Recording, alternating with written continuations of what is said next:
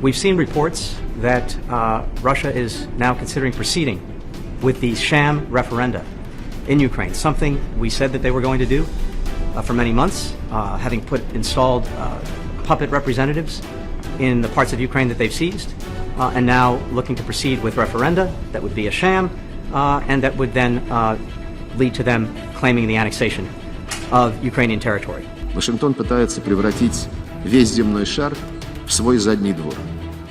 Инструмент принуждения несогласных – незаконные односторонние санкции, которые долгие годы принимаются в нарушении устава и задействуются как инструмент политического шантажа.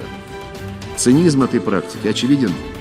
Рестрикции бьют по гражданскому населению, препятствуя получению доступа к товарам первой необходимости, в том числе медикаментам, вакцинам, продовольствию. Проработаны разные варианты, будем обходить, естественно, чтобы не подвергать опасности людей. Все организовано уже, все получили инструкции, все работаем. Ощущения у меня радостные. Это в моей жизни исторический момент, великий исторический момент происходит. Это не только радость моя. Я думаю, очень много нас, людей, которые ждали и ждут. Есть на Украине люди, которые ждут тоже этого момента.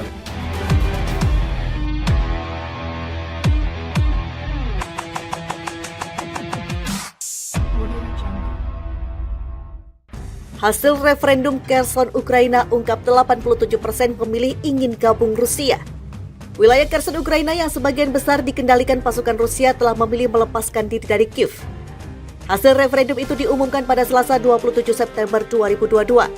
Sekitar 87% pemilih telah mendukung gagasan melepaskan diri dari Ukraina dan bergabung dengan Rusia menurut data resmi.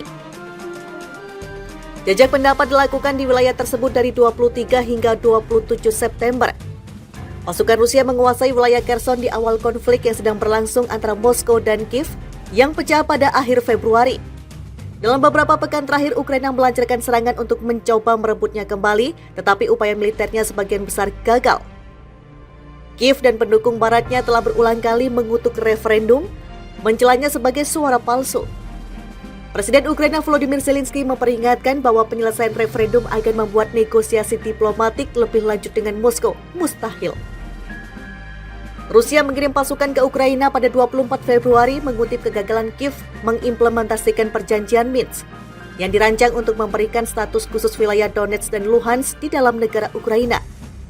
Protokol yang ditengahi Jerman dan Prancis pertama kali ditandatangani pada tahun 2014, mantan Presiden Ukraina Pyotr Poroshenko sejak itu mengakui tujuan utama Kiev adalah menggunakan gencatan senjata untuk mengulur waktu dan menciptakan angkatan bersenjata yang kuat. Pada Februari 2022, Kremlin mengakui Republik Donbas sebagai negara merdeka dan menuntut agar Ukraina secara resmi menyatakan diri sebagai negara netral yang tidak akan pernah bergabung dengan blok militer barat manapun. Kiev menegaskan serangan Rusia benar-benar tidak beralasan. Hasil referendum Donbas diumumkan, mayoritas warga pilih gabung Rusia.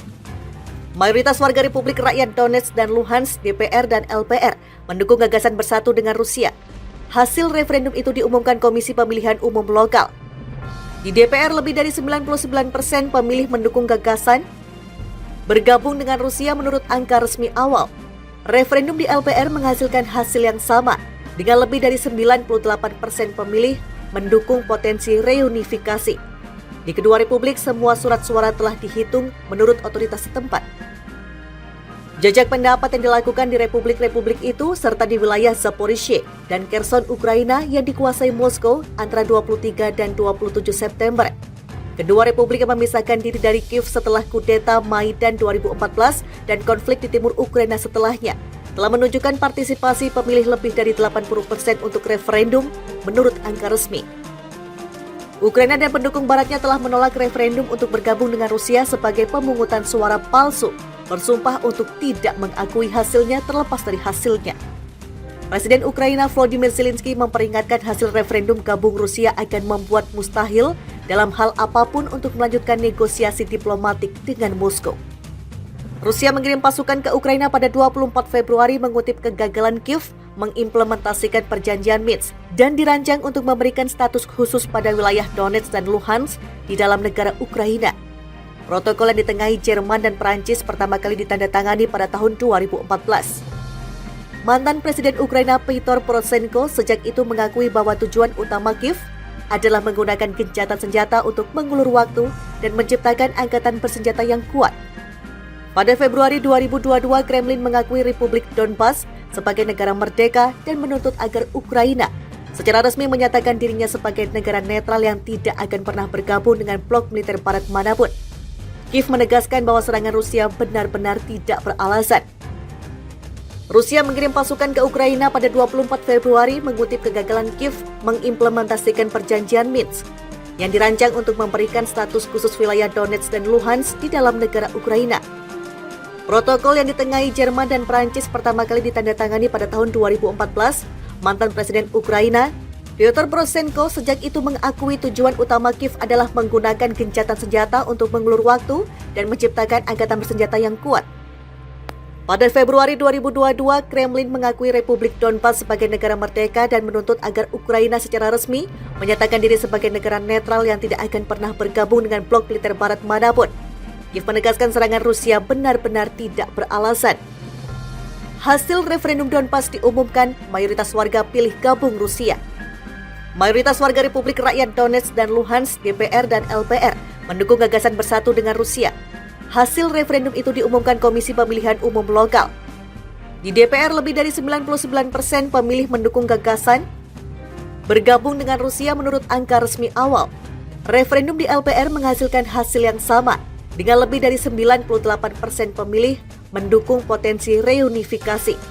Di kedua republik, semua surat suara telah dihitung menurut otoritas setempat. Jajak pendapat yang dilakukan di republik-republik itu serta di wilayah Zaporizhzhia dan Kherson Ukraina yang dikuasai Moskow antara 23 dan 27 September.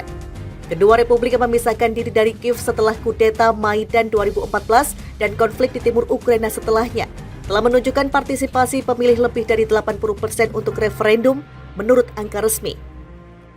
Ukraina dan pendukung baratnya telah menolak referendum untuk bergabung dengan Rusia sebagai pemungutan suara palsu, bersumpah untuk tidak mengakui hasilnya terlepas dari hasilnya.